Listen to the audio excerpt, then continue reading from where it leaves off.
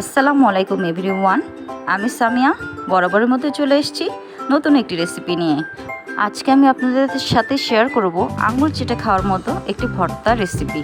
হ্যাঁ, টমেটো ভর্তা রেসিপি দেখাবো আজকে। খুব সহজভাবে বাসায় থাকা কিছু উপকরণ দিয়ে আমি দেখানোর চেষ্টা করেছি। আশা করছি আপনাদের খুবই ভালো লাগবে। চলুন তাহলে শুরু করি।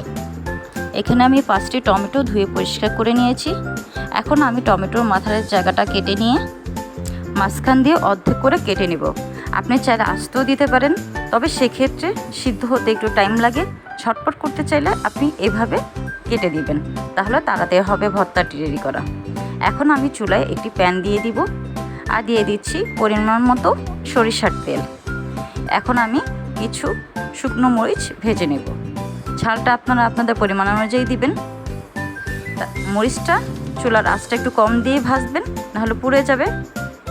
মরিচটা ভাজা আমার হয়ে গিয়েছে, এখন উঠিয়ে নিচ্ছি। এই তেলের মধ্যে আমি দিয়ে দিচ্ছি আস্তা বড় একটা রসুনের অর্ধেক।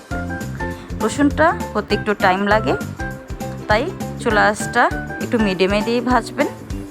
রসুনটা কিন্তু শরীরের জন্য খুবই ভালো। দেখুন আমার রসুনের কালার চলে আসছে, তার মানে রসুনটা সিদ্ধ হয়ে গিয়েছে। এখন আমি তুলে নিচ্ছি। ওই প্যানেই আমি এখন টমেটোগুলো আস্তে আস্তে দিয়ে দিচ্ছি। টমেটোগুলো এভাবে উল্টিয়ে দিবেন, তাহলে সিদ্ধ হতে সময় লাগবে না। আমার টমেটো দেওয়া হয়ে গিয়েছে। এখন আমি একটা ঢাকনা দিয়ে ঢেকে দিব।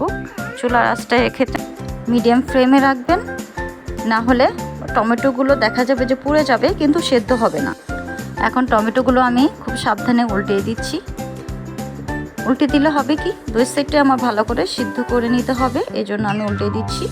এই সাইডটা দেখুন আমার কত সুন্দর একটা কালার চলে আসছে।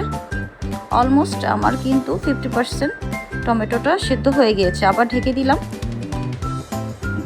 এখন আমি 5 মিনিট পর আবার উল্টিয়ে নিচ্ছি। দেখুন আমার টমেটো সিদ্ধটা পুরোপুরি হয়ে গেছে। এক্ষেত্রে আপনাদের কি করতে হবে, টমেটোর যে ছিকলাগুলো উপরে পোড়া পোড়া দেখা যাচ্ছে, এগুলোকে তুলে নেবেন। না হলে কি দেখা যাবে ভর্তাটার টেস্ট আসবে না, একটু পোড়া পোড়া গন্ধ লাগবে। আমার টমেটো পোড়া হয়ে গিয়েছে। এখন আমি ভর্তাটা করে নেব। নামিয়ে নিচ্ছি। দেখুন ভিতরে কিন্তু পানিটাও কিন্তু শুকিয়ে গিয়েছে খুব সুন্দর করে। এখন আমি একটি বাটিতে রসুন নিয়ে নিচ্ছি 4-5টা শুকনো মরিচ। এখন রসুনগুলো দেখুন খুব ভালোভাবে কিন্তু আমার সেদ্ধ হয়ে গিয়েছে। এখন খুব ভালোভাবে কচলিয়ে নেব। মরিচটাগুলো খুব ভালোভাবে আমার মাখানো হয়ে গিয়েছে। দেখুন এখন আমি কাঁচা পেঁয়াজ নিয়ে নিচ্ছি।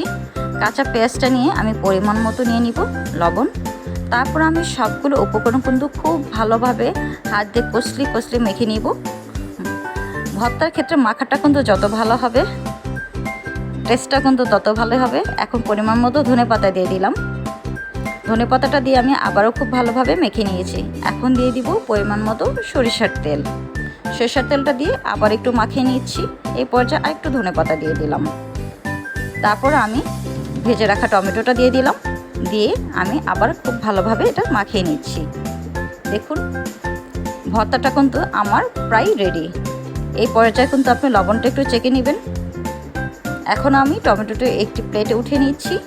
দেখুন এই টমেটো ভর্তাটি কিন্তু আপনারা গরম ভাত বলেন, বোয়া ভাত বলেন, খুদের ভাত, সব কিছুর সাথে কিন্তু ভীষণ ভালো লাগবে।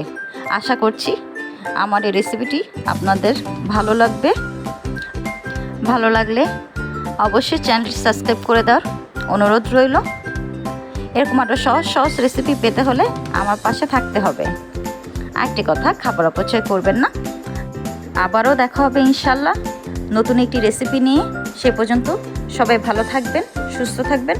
আল্লাহ হাফেজ।